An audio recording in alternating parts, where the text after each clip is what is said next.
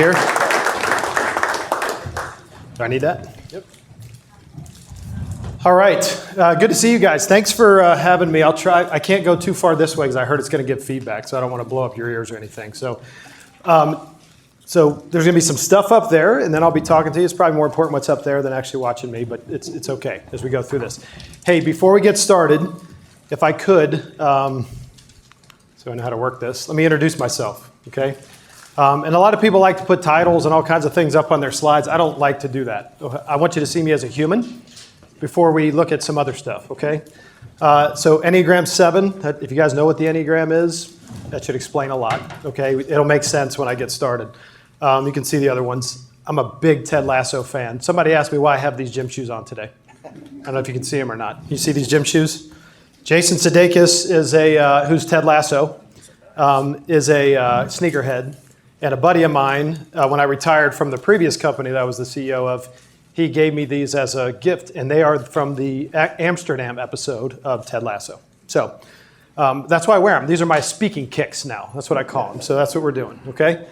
Lots of important stuff up here. My wife is, I'd be in jail if it weren't for her. I'm just going to say that, okay? So she is the most important thing aside from God in my life, okay? And we are partnering in a lot of stuff together. I've got 4 amazing kids. One of them is actually here in Denver. She's a quadriplegic at Craig Hospital, and she goes back and forth. She's independent. She's doing great.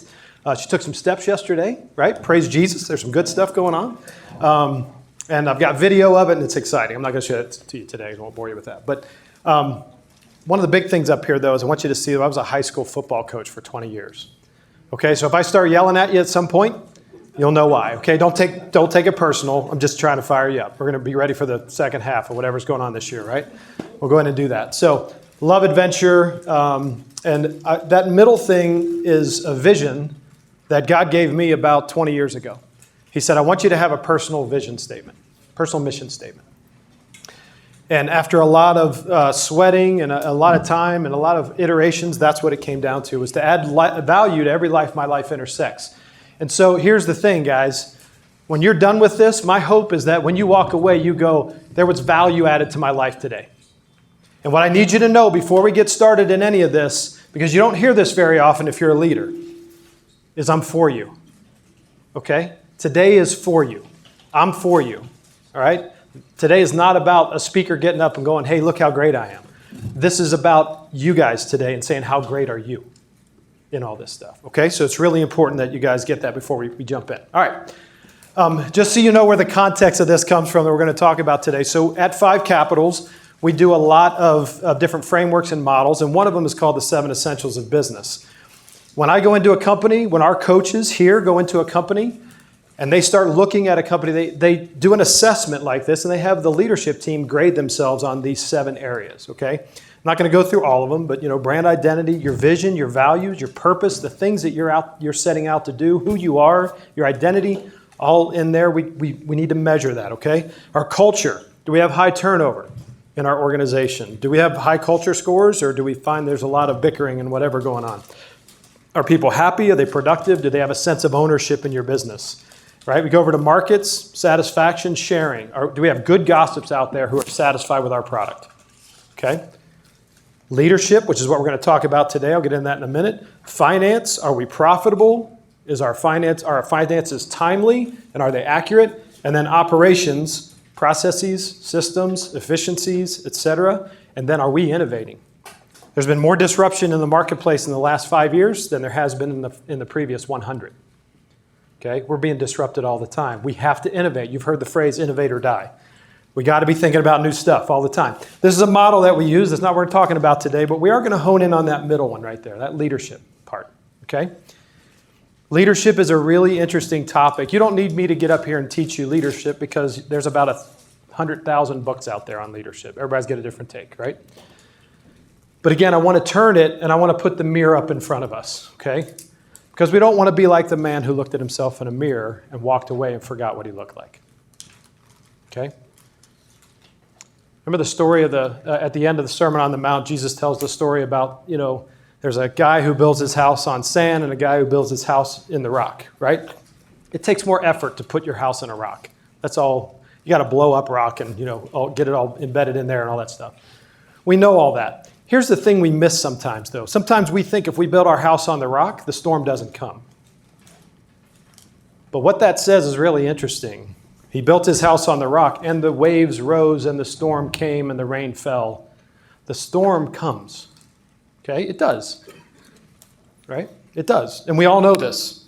What kind of a leader will you be when things are great, sun is shining, everything's going awesome? And what kind of a leader will you be, because we'll all go through it, when the storm comes? Because neither house was immune to the storm. Just one stood up in it. And that's where leadership, I think, sits in the things that we're doing. Stay over here? Okay, sorry. Lots of feedback. Okay. I move a lot, so I'm going to do the best I can. Okay. All right. I want you to take 2 minutes before we get started. I always do this when I give a talk because I want to get whatever's in your head when you walked in here that's kept you up at night. Maybe it's something going on in your business, a deadline at work, you've got an anniversary coming up, there's things that are going on. You're trying to change your flight, or whatever. I want you to just write it down. Take about 2 minutes to write that down on a piece of paper in front of you, because I want to free up some cognitive bandwidth, because you'll miss stuff if we don't have space up here, okay? We only have so much of this. So take about a minute to do that, if you don't mind.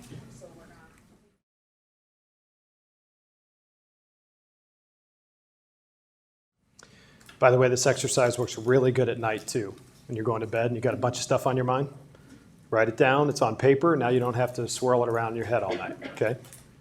We call this freeing up cognitive bandwidth. There's a lot of science behind that. So, okay. If you need to write stuff if these things start grabbing your attention again, write them down again, just to get them out of your head and onto the paper, okay? So we can get into the stuff we're talking about. All right, so I'm going to tell you a lot of stories today. Some of them involve football. Quite a few of them involve football because, again. So I'm a sophomore in high school. I'm on the JV football team. I'm a quarterback, okay? We're playing the undefeated team across town. I was in the Greater Catholic League, 1A, really, top-notch football in Ohio. And we're playing the team that won the state championship. Their varsity team won the state championship, and we're undefeated. They're undefeated. I throw a pass out on the 40-yard line. A guy runs it down to the goal line, and the kid from the other team punches it out from behind him, goes in the end zone, and the other team recovers, and that's a touchback. And if you know anything about football, that's not a good thing. Okay? Unless you're on their team, but not on our team. I'm coming off the field, and this is where leadership was birthed for me. This is where leadership came to fruition. I'm 15 years old. And the coach runs up to me. I'm running off the field. Remember, I'm on the 40-yard line, not where the ball's fumbled. And he comes up and he grabs my face. Man, I'll never forget, he had this big wad of tobacco in his bottom lip, and he's, I didn't hear anything he said. I just saw tobacco coming in my face. And I'm like, Coach, and I'm a cocky 15-year-old kid, right? Coach, that's not on me. What are you coming to me for? He fumbled it, not me. He said something very profound to me at that time. Without letting go of my face mask, he said, you're the leader. It's always on you. And that began my leadership journey, okay, at 15. And so I've been studying this stuff ever since, okay? And I think the thing that we need to remember, whether you believe this or not, the fact is when things go south in your organization, if you're the leader, the buck stops with you. And as you get higher up in an organization, it gets lonelier and lonelier, and the buck gets heavier and heavier. It does, okay? And leaders need to know that who are kind of growing in their leadership right now. They're moving in some of these places, okay? It's going to be really important that we talk about this. So, a friend of mine asked me this the other day, and I think this is a really great question. Because, you guys have heard of Stephen Covey's thing, The 7 Habits of Highly Effective People. And his first thing is start with the end in mind. And he talks about your funeral. And he says, what do you want people to say about your funeral? And I'm like, that's so morbid. I'm a 7. I can't do that. So instead, I thought, at the end of your career, what's the one thing that you want people to stand in line and thank you for? Sit with that for a minute. Because if you can identify that, then you can build a mission, you can get dialed in, and you can walk out your leadership with thorough integrity every day. Because it's a thing that will sit in front of you and will guide the way that you operate as a leader every day. I retired from a 24-year career. There was a 3-hour interview that one of my staff members did. 180 people were there watching, and this person who was interviewing me was my COO in my company. And he looked at me and he goes, "Hey, Tim, if your vision is to add value to every life your life intersects, mission accomplished." And that was the greatest thing somebody could have said to me at my retirement. Right? What do you want people to say at the end of your career when they're standing in line to thank you for? Okay, just sit with that for a minute. If you want to write some stuff down, go for it. I'm going to ask you to kind of talk about this in a little bit, so it'll give you a chance to kind of go through it. All right, and one other thing, and I was listening to the Andy Stanley podcast. Anybody listen to Andy's leadership podcast? If you don't, you should. It's amazing. Always good stuff on there. But he says this: the value of a life is measured in how much you give away, not how much you accumulate. Now we can think about the funeral for a second. Does anybody ever get up in a funeral and say, "Wow, that guy got really wealthy and his boat was amazing"? Right? No, but they might say, "But the memories he gave us on that boat, that was powerful. Remember that time at the lake. Remember that time on the ocean." Whatever, okay? It's what we give away. Do you pour yourself out into other people as a leader? Is that something that you do? Because we talk about how much of your life is fully measured by what you give away, not what you accumulate. Okay? So I just want to hold on to a couple thoughts before we get into these leadership identity drivers. Okay? So what we're going to do is I'm going to walk you through the 9 leadership identity drivers. And these are things that help you figure out, who am I in this? We have too many leaders, guys, walking around going, "I think I'm this, but I might be this, and I'm sure I could be this if I was, maybe I'm not, I don't know. I'm not very good at that, but I'm kind of good at that." Guys, we can't lead that way, okay? We got to get a little dialed in, and hopefully this will help you do some of that. And again, this is for you, okay? So it's going to feel challenging, I hope, but remember it's for you as we go through, okay? So let's dive into these. You guys ready? Mm-hmm. What are those things? So we're going to hold the mirror up, and we're going to take a look and say, who am I? Who am I in this, and who do I want to be in this? Okay, so we're going to start here. Number 1, I need you to fight for self-awareness. That's an aggressive word, fight. I put that up there intentionally, okay, because I want you to be aggressive about your self-awareness, about knowing who you are, about how you show up in a room, about what it's like to be on the other side of you, because so many leaders don't know this. Let me give you proof, all right? How many executives believe they perform in the top 10% of their peers? 90%. Ladies and gentlemen, we have a self-awareness problem. Okay? That's 90% of the number of leaders asked by Harvard. How many of you feel like, I almost had a panic attack. The alarm is going off. I'm okay. All right. No, you're good. So 90%, guys, that means 9 out of every 10 leader asked, how many of you are great at leading? They all went, yeah, I'm amazing. Yeah, I'm amazing. We have a self-awareness problem, guys. We can't all be in the top 10%. It doesn't work that way. It's math, okay? Those of you who are numbers people, you're like, okay. There's also a Cornell study done that said the key predictor of success for each of these companies is the self-awareness of the leader. When we talk about companies, so this was a study that was done with 72 of the most successful companies in the world. And they went and they looked at their go-to-market strategy. They went and looked at their product set, their menu of offerings, their corporate structure, their financial structures. They looked at everything, their competitive set. The key predictor, though, of all this was the thing that made those companies successful was the self-awareness of the leader. What does that mean? That means the leader knew enough to go, there's some things I either have to get better at or I have to surround myself with people who complement the things I'm not good at.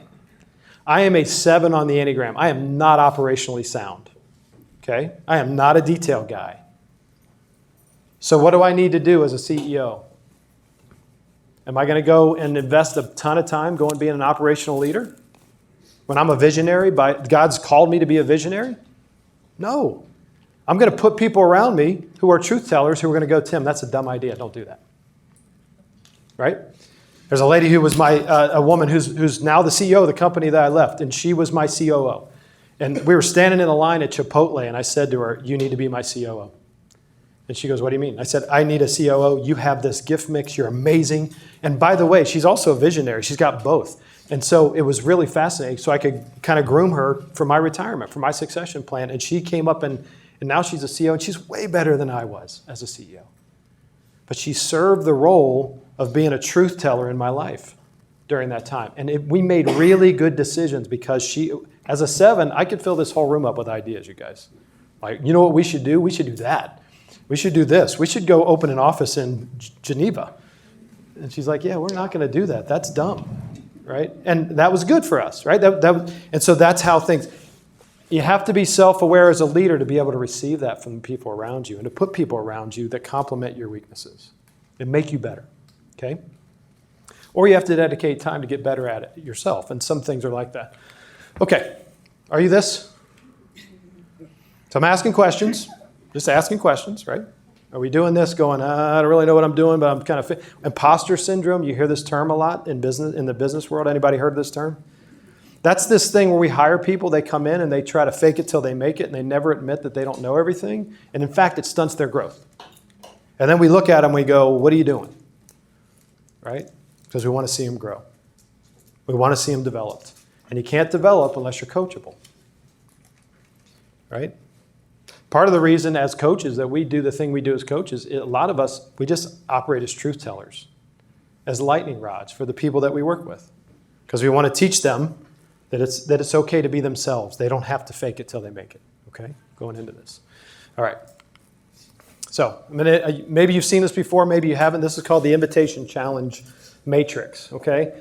Invitation Challenge. So this is just an exercise to go, what kind of a leader am I just at a really high level? What does it look like, okay? I want you to think of 2 parents, okay? This works in any leadership setting. Sorry, gosh. This works in any leadership setting. I'm going to stay by you, Dan, okay? And by my water. Imagine you've got 2 parents. And so I want you to think about invitation. And let's say both parents are invitational. What we mean by invitation is they're caregivers, they're nurturers. They're really good at taking care of the needs of the kids. They're making sure the kids have everything they need, all that kind of stuff. Those are all good things, right? Really good things. But if it goes too far, what can happen? If all we're doing is caring for our kids, we start to lower the bar for our kids. We start to go, you know what, it's okay. You don't have to reach that bar. You don't have to finish that chore. You don't have to do that thing. And we start petting problems. In fact, some parents come in and start doing it for their kids. They start writing their essays for them at school, right? Or things like this. And we start going, wait a minute, that's a little too invitational, okay? If you're in business and you're an invitational leader and all you have is invitation and no challenge, what you get is a lack of accountability and entitled culture. This is where we see kids raised in homes with 2 parents that are both invitational and a little unhealthy on the invitational side, who grow up and don't know how to function in the world because they've never had to. Everything's been done for them. So they're lazy, they're not held accountable, and they're entitled. And they wonder why the world's so hard, right? And that's true in our businesses too, with our people. We can't lower the bar and not hold people accountable because we will get an entitled, lazy culture in our organization, okay? Now, I'm kind of, doing this and going, are you invitational? Or are you, more challenged? You might have 2 parents that are all challenged. These are like, they were raised with high work ethic, right? By parents who are like, do it right every time, gotta go, 10 o'clock at night on their laptops while their kids are trying to talk to them, I gotta get this work done because my identity is tied to my work and I gotta, right? And what we get on the challenge side, if we're all challenged, it's all numbers all the time. We got to get it done. You got to be working, 60, 70, 80 hours a week. Exhausted, burnout, team and culture. Neither of these are good. You can see it. I walk into businesses sometimes, I work with their leadership team, and I'll literally watch them walk in with their knuckles dragging on the ground, talking about how little sleep they got last night. And the CEO goes, did you get my email at 10:30 last night? And you guys know your people will emulate whatever you do. So if you send emails at 10 o'clock at night, they're going to think they have to send emails at 10 o'clock at night. Don't do that to your people, okay? That's a high challenge environment. Okay, now, if you don't have either, everybody's bored and looking for another job, okay? We have to have both. We have to be inviting where we care for our people. We also have to be challenging where we're causing them to grow. We're challenging them to grow. We got to develop people, all right? You know why people leave jobs? Anybody know why people leave jobs? Bad boss. Bad boss, number 1. That's exactly right. What's number 2? Yeah, it's close. You guys are in the right sort of, you're on the same playing field. they're not being developed. There's no one here developing me. Let me show you what developing people looks like. If you want to develop me, give me something. If I stood up and I reached up, it's just out of my reach and I have to jump for it. That's developing people. You give them things. If they're even 50% ready, you let them try. And you put guardrails far enough away they don't run off cliffs, but you give them a 5-lane highway to try things. And when you do, they might miss it the first time, and that's when we go to the invitation. We put our arm around them. We go, hey, let's talk about what you did wrong and what you missed. Let's recalibrate, try again. Brush them off, try again. And they try again. They might miss it the second time, but when they get it, it does 2 things. Everybody know what it does?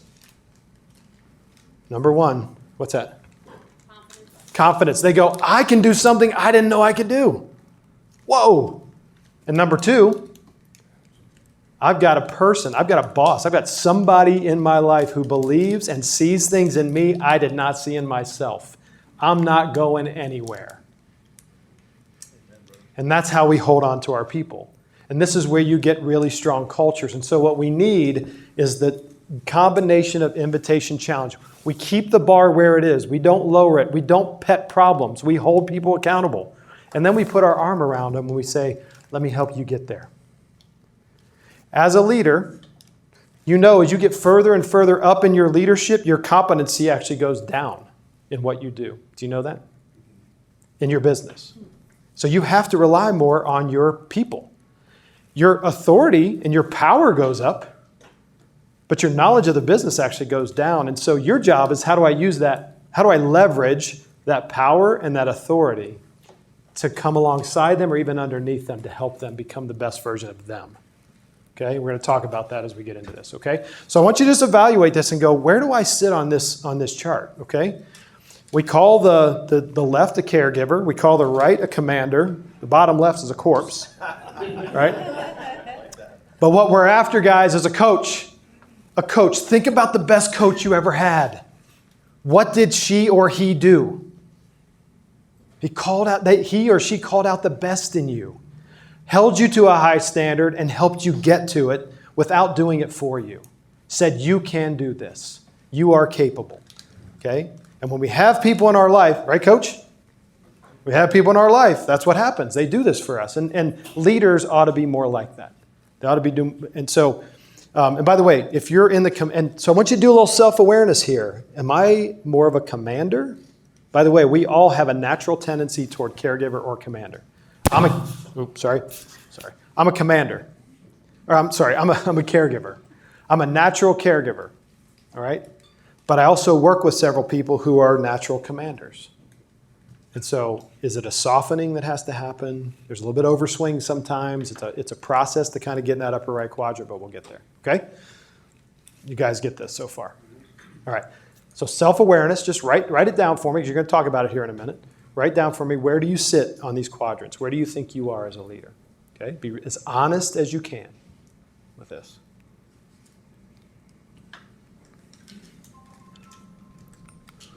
All right. Next point. Be a beyond you or lead beyond you. So fight for self-awareness and lead beyond you. I see this happen all the time in companies that I work with leaders that I work with. I'll go in and I'll see this inherent fear in a leader because there's people coming up behind them that actually are smarter than them, sharper than them, have more knowledge, have done more research, and they get scared and they start to stifle this in the people around them. But a beyond you leader goes, it's not about me. It's literally about these people surpassing me, and I'm going to leverage my authority and my power to enable that to happen. And when you do that, it's amazing what happens to your organization. Okay? Are you a beyond you leader? So let's talk about this for a second. We have this acronym we call ACE. All right? Very simple. When I show it to you, you guys are going to be like, oh, duh. But when you really think about it, I want you to kind of evaluate yourself and go, again, the mirror's up in front of you. How well do I do this with my people? Okay? I'll tell you some stories here too as we go. So ACE, A-I-C-E. I want you to imagine that everybody's got pieces of tape across their forehead. Everybody in this room has metaphoric pieces of tape. Is it metaphoric? I don't know if that's the right word. Anyway, words are hard, you guys. So piece of tape across your forehead. that has these 4 things on it. The first piece of tape says this: please acknowledge me. A CEO asked me to come in and observe him with his in his one-on-ones, and so I sat in the back of the room, and not about 2-3 feet from his desk, and he would have his one-on-ones, and a person would come in, and the first person came in, and he goes, hey, I need this, and this. Okay, we good? And I leaned in between him and her, and I went, hi, good morning, how are you? You okay? How was your night? How was your weekend? Did you have a good day? And I looked over at him, and he goes, no, I should have done that, shouldn't I? I said, yeah, you should have. Let's check in on our people, right? Please acknowledge me as this thing that says, hey, I see you. When you show up, I know your name. You're not just a number in our organization. You would think that's fairly obvious, guys, but it's not. Because the higher up you get in an organization, the less human the people on the front lines become. And it's a thing that we all are faced with sometimes. And so please acknowledge me as a lean in that says, I want to lean in. I want to find out who you are. And I want to acknowledge your effort. And even if you're not hitting it out of the park, I want to acknowledge the fact that I see you working at it. Okay? These are the things we're talking about. It's reflecting back what you heard them say the last meeting you were in with them. When they go, hey, my kid kind of went south for a couple of weeks. Checking in and going, hey, how's things going with your kid? Because you just showed them you're listening. And trust is built when you can reflect back to them that you actually heard what they said. Do you take the time to do the please acknowledge me thing? And guys, busyness is the enemy of this. Because when we're busy, this is the thing that gets left on the table. Okay? That's all I'll say about it. Number 2, the I. Please inspire me. The word inspire is from the Latin word in sanctus, which means to breathe life into. All right? When your people wake up in the morning and their feet hit the floor, can they not wait to get to work? Are they like, I can't wait to get to work, to do my job, to see my people, let's go, right? I promise you I'm not caffeinated right now. But this is the life we want, guys. We don't want anybody to feel like it's even work. Please inspire me. And all that means is tie what I do every day to the greater good of the people we serve, to the greater good of the team that I'm on. Let me know that when I get the financial report done a day early, that our leadership is able to make better decisions for our customers, for our people. I know that's why I'm here. Right? Connect what I do every day to something bigger than myself. Please inspire me. Please inspire me, okay?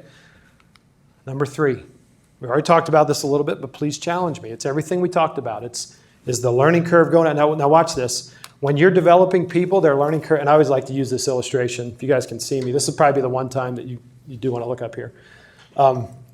If their learning curve is going up, it blocks their vision. Because they're dialed in. They're in a company where they're being developed, they're being grown. The learning curve is always going up. But when that learning curve goes flat because we ignore this, their head pops up and they go, wonder what other opportunities are around here for me. Who else is going to develop me? And that's when we lose our people. Please challenge me. Please give me something just out of my reach. Develop me. Call me to greater things. Okay? And the last one is really important, guys. Because we forget this a lot of times too. Please empower me. You can't acknowledge, inspire, and challenge people if you're not going to give them the tools, the training, and the authority to make decisions. I was at it's this weird thing in Cincinnati. It's called UDF, United Dairy Farmers, and it's like a gas station, grocery store, and ice cream shop all mixed in the same thing. I don't know what that is. But anyway, so I go up to the, and again, remember my vision is to add value to every life my life intersects, including the person at the ice cream shop. And I go, hey, I want 2 scoops of cookies and cream and a sugar cone. Can you get that for me? And she's like, I'm sorry, sir, we're out of cookies and cream. And I'm like, this is a grocery store. There's a pint right over there in the freezer. How about I do this? I'll go buy the pint, I'll bring it over, and you scoop it for me. Just throw it in one of those sugar cones. And she goes, oh, I'm sorry, sir, I don't have the authority to do that. And I could tell she was really stretching. I'm like, oh, I'll take the burden off of you. I really wanted this cone, you guys. So I go over, I bring it over, and I go, I'll scoop it, and I'll pay extra. And she goes, sir, I will get fired. And I said, okay. I said, I'm going to stop putting pressure on you. I said, I'm for you, and I totally get that. And then I walked in, I thought, this is a company that values and prides themselves on customer service. and teaching their people to do really good customer service, and she doesn't have the authority to make that decision. They haven't given her the authority or empowered her to do that, right? Talk about that. She's probably not going to stay at that company very long, right? She's going to get out as soon as she can. She probably wants to get out already. It's all part of it, okay? All right, I'm going to do a couple more, and then we're going to take a little break so you guys can talk. But this is a big one, okay? And I'm going to tell you guys a story. Number 3, practice vulnerability. How good are you at practicing vulnerability? Okay? What I mean by this is, and whenever I work with a CEO, the first thing, especially an 8 on the Enneagram, because they tend to not be good at this, I'll say the first thing I want you to do is I want you to go apologize to your staff. And they go, what? And I'll go, yeah, let's get up in front of them and just kind of, is there something you need to own? Because this culture's off right now, and I think it's probably because of you. What do you need to own? And after we do the work, they go, oh yeah, there's that thing. So I'll tell you a really quick story. So I use these images intentionally. There was a CEO who invited me in again. I do this a lot. They invite me in, they say, will you sit on the outside ring of my leadership team meeting? So here I am with my notepad and my pen, and I'm kind of writing and watching this leadership team thing happen. And he's sitting there and he says, hey, we need to make this decision. And a woman across the table who's on his leadership team, she goes, I don't think we have enough data to make that decision. He goes, we're making the decision. She lets it go. They talk a little bit more. And then he goes, all right, we're making the decision. And she goes, I'm just going to throw it up one more time. I don't think we have enough data to make this decision. I think it's unwise to move forward until we have more data. You can see the red start climbing in his face, right? And we call it a red face moment now. By the way, he's a really good leader now, and there's a lot of good stuff. But he got through the meeting. The meeting was over. She left, went to the break room. He followed her to the break room. Of course, I had my pen and paper. I'm following to the break room. And he grabs her by the arm. He points at her, and he goes, if you ever challenge me in front of people I lead, I will fire your ass. Excuse my language, but that's what he said. And so I went over to him and I said, hey, you know you can't do that, right? With fire in his eyes, he looked at me, just like that coach when I was younger, with spit kind of coming out of his mouth. He goes, Tim, I would rather make a bad decision than to be made look like a fool in front of people I lead. Okay, and that's an extreme example, right? So what do you think the first thing was that I asked him to do? Because the key to his health was becoming vulnerable, because this was a guy who had a very rough upbringing, who had a lot of trauma in his life early on, and vulnerability means I get hurt, and I cannot show vulnerability.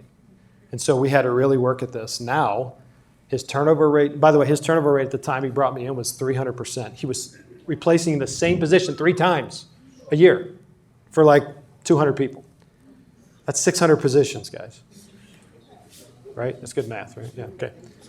That's expensive, number one, but it's ridiculous. So we started doing this. His turnover rate went to 0. Wow. Now, that's not good either, by the way. We got to have some turnover. But talking about it, and we got to his inside, and everybody talks about him now because they see this protective, nurturing, really tough exterior, really mushy inside. And they needed to see that, but they couldn't see it.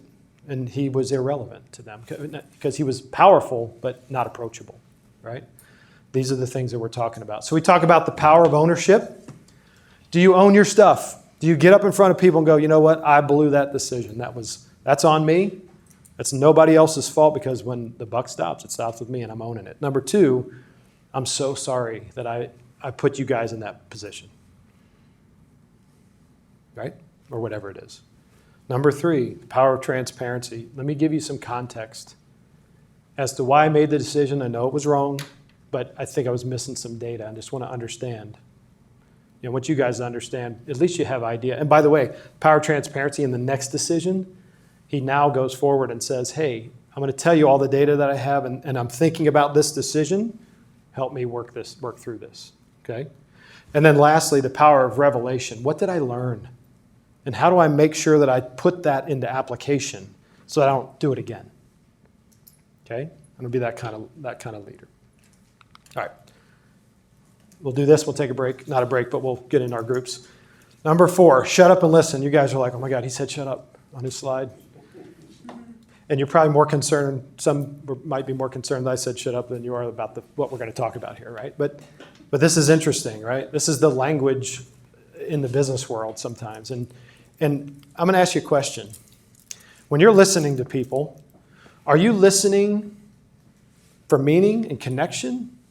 Or are you just sitting there waiting for them to stop talking so you can tell your story? I want you to think about that and be very honest with yourself about that.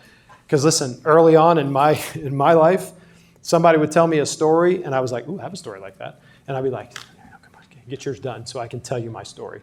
And as soon as they took a breath, I was like, yeah, this happened to me too. And it was one of these things, let me tell you what happened. We were younger, and it was crazy. And without an even thought of their story and what they were trying to communicate to me. Okay? We'll see this in a lot of leaders who don't lead very well. Okay? So, quick story. So I'm young, I'm 25 when this is all going on, and a friend of mine goes, hey, because I didn't listen to my wife. I was not fully present with my wife.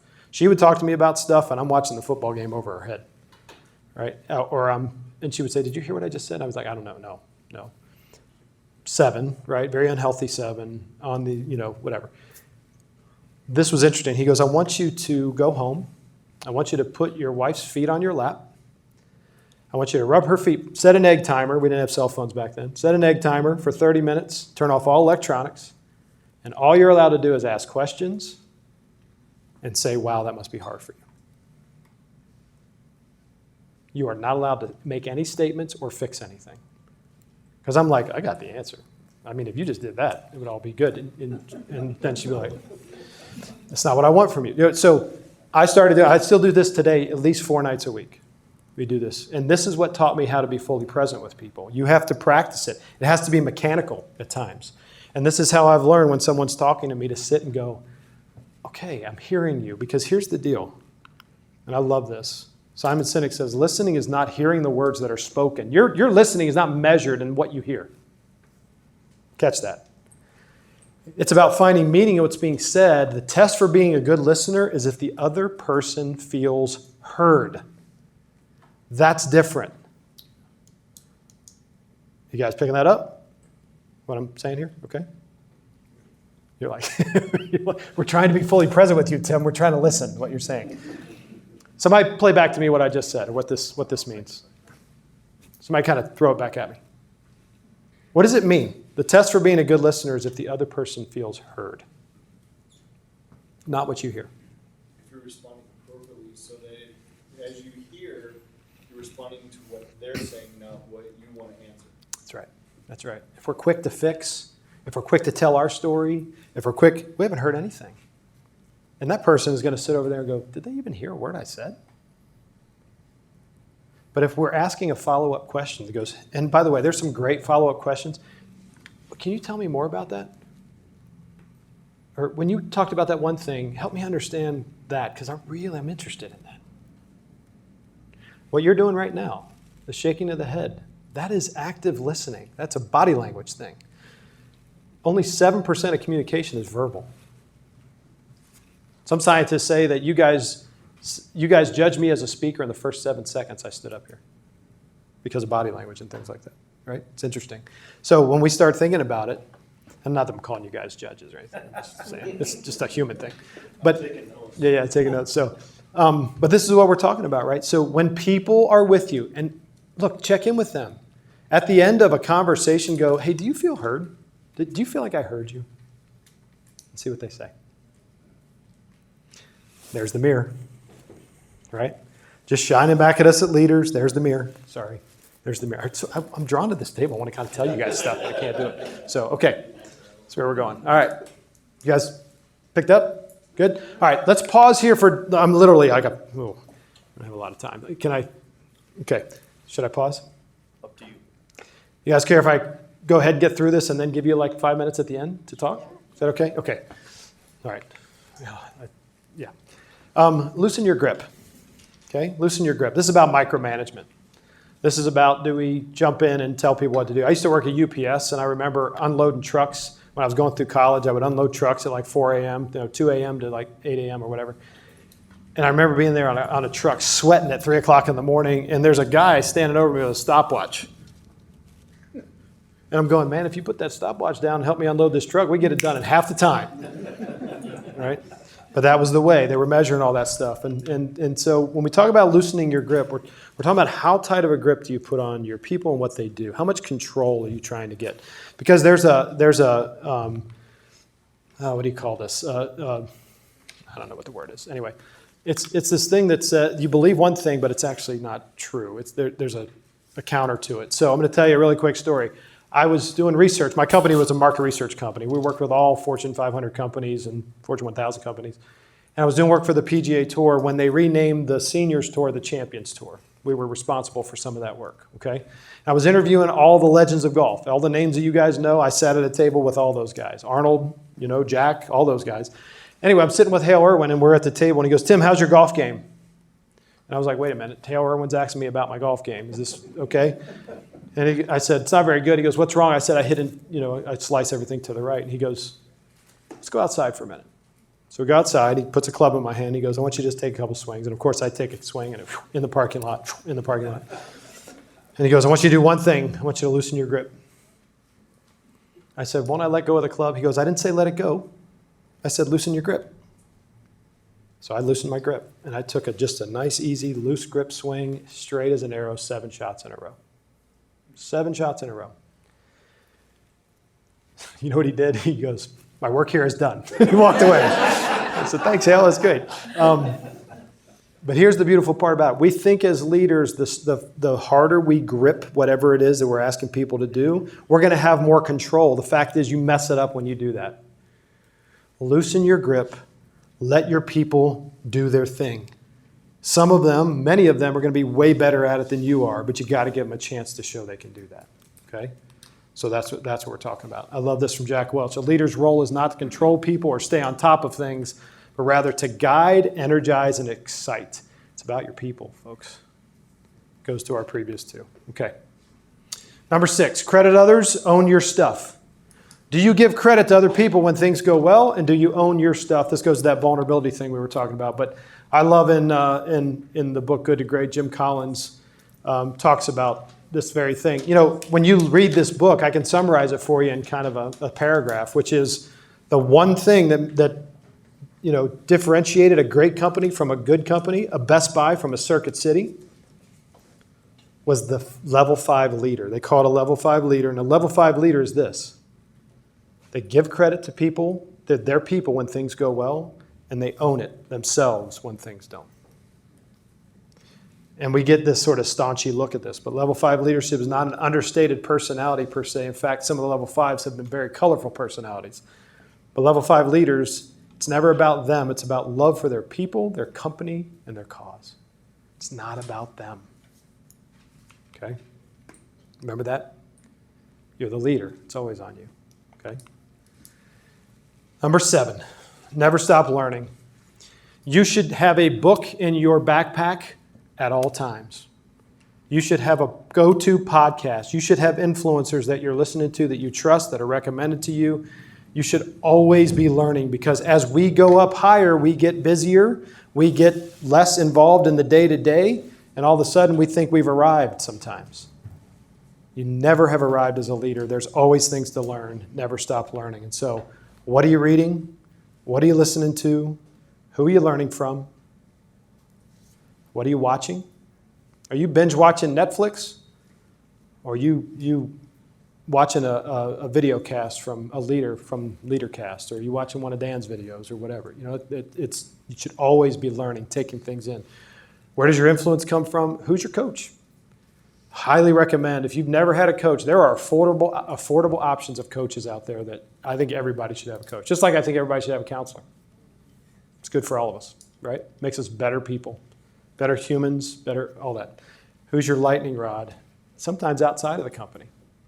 Lightning rod that will absorb all your stuff so that it doesn't get poured onto your people. Okay? Always learning.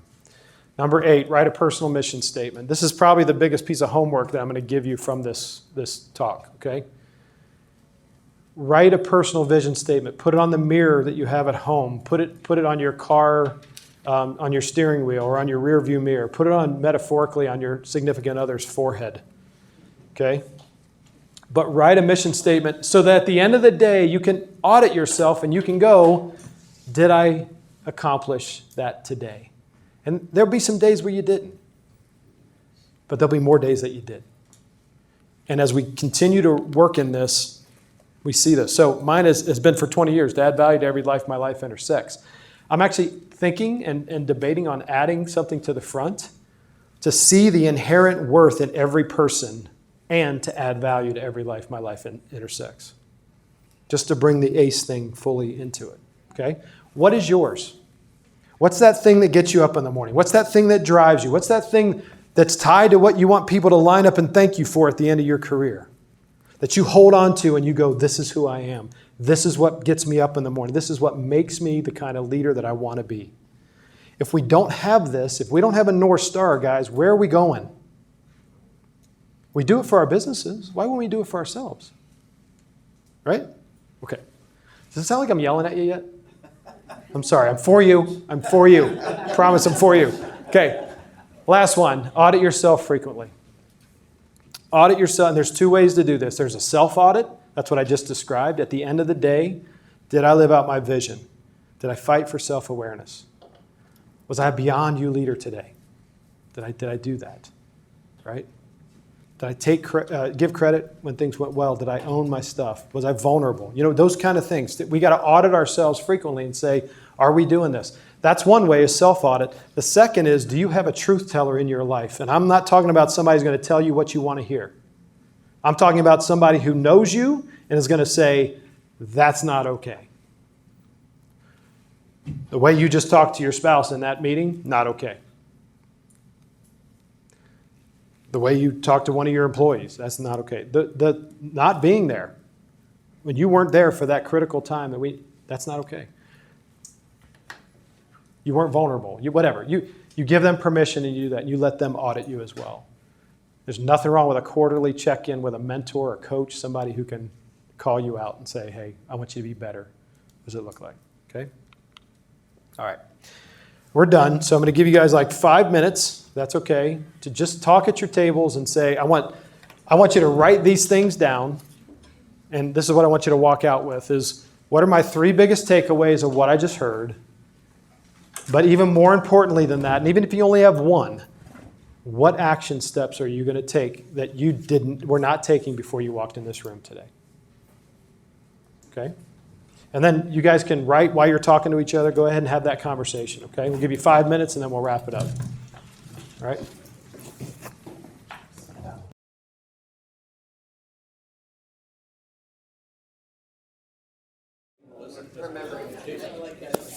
Anybody willing to share one thing that you said you're going to take action on? Anybody in this room willing to? If I just get a couple, I'm not going to go around at everybody, but sir, anybody has one thing? What's your one thing? Yeah. I need to listen better to my wife. Love it. I love it. Appreciate your example. Yeah. I wish I didn't have to learn it that way, but it's that kind of thing. It's good. What else? One more. Yeah. I liked your little ACE acrostic, and so that one's good. I'm going to put that on some 3x5 cards, put it around where I can see it for the next 30, 45 days. It's great. And you don't even have to tell everybody what it means. Just put it up on the wall and go, it's awesome. That's good. I'm going to wrap up with a story. Thank you for that. And thank you guys for doing this.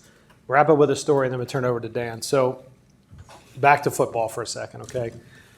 Coach did a pretty, high-level league for 10 years where, you blew the whistle and kids said yes, sir, no, sir, all that kind of stuff, right? Loved doing it. But I stopped because I had to raise my kids, right? And I don't want to be a football coach because, that's a lot of hours. They got to be, coming into their teens and they were young, whatever. We moved to another side of town, and there was a football program there. And so I went to a game with my wife who asked me to stop coaching when we were raising our kids. And we're sitting in the stands, and this team is 0-40. They hadn't won a game in 4 years. They had 30 kids, 15 were freshmen. And my wife went like this in the stands, and she goes, you have to do something about this. I went, what? Anyway, long story short, so got in and was the offensive coordinator for this Division III school, small school, whatever, that kind of thing. And after the first season, 2-8, the first time I blew the whistle and said, get on the hill, a kid grabbed a body part and told me to do something to myself. Okay? And so I kicked him off the team. got to set the bar. Can't lower the bar for him. You got to set the bar and say, come on up. Well, he ended up coming back on the team the next year because the culture had changed. I'll tell you why. I said to the head coach, I said, listen, I need to start a leadership class for these kids. It was actually a Bible study in disguise, but we called it and he goes, that's fine, Tim. If you're going to do that, you have to do it at your house. I said, that's fine. I'll do it at my house. So we had Little Caesars pizza and bottled waters, and kids showed up. I started with 5 in my basement from the end of football season to January. So it's in January. It's freezing outside. It's like, 10 degrees outside. I got 25 kids in my basement. Okay. Eventually, we had 76 kids in my basement way down the road. But in this night that I'm telling you about was the pivotal point for this program. The kids are sitting around. I said, hey, we're going to talk about transparency tonight. Anybody know what transparency means? And the kid held up his water bottle and goes, yeah, it's like you can see what's inside. I said, yep, that's exactly it. You get a view on what's inside. And so I want to start with an icebreaker, and I just want to say, I want you to tell something that nobody else in the room knows about you. And these kids all grew up together. Okay? So the kid sitting next to me goes, okay. My mom walked out on us last night. She's not coming back. Tears. I'm like, okay, you went right off the deep end. Here we go. Like, what just happened? The next kid goes, 2 nights ago, I slept out on my porch because my parents were fighting. They always fight. And when they fight, they don't like me in the house. And so I slept on my porch. You guys, it's 10 degrees outside. Next 2 guys are twin brothers. They say our dad works on an oil rig, and when he goes out of town, he comes back every 3 months. He takes all my mom's money, and we don't have anything to eat. We're only here for the pizza. And one after another, and then it gets to this one kid. We'll call him Jim. And he goes, 2 months ago, and you guys don't know about this, but two months ago, I walked into my house and my dad was sitting at the table with a pint of Crown Royal and a gun in his mouth. And I had to pull that out of his mouth.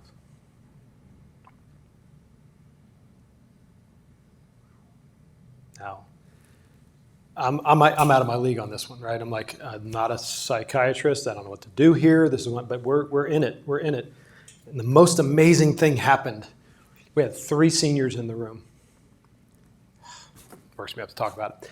One of my seniors stood up and goes, hey, every one of you guys, you're bringing a sandwich. These guys never go hungry again. And if you get kicked out on your porch, you come to my house. You call me. I'll come get you.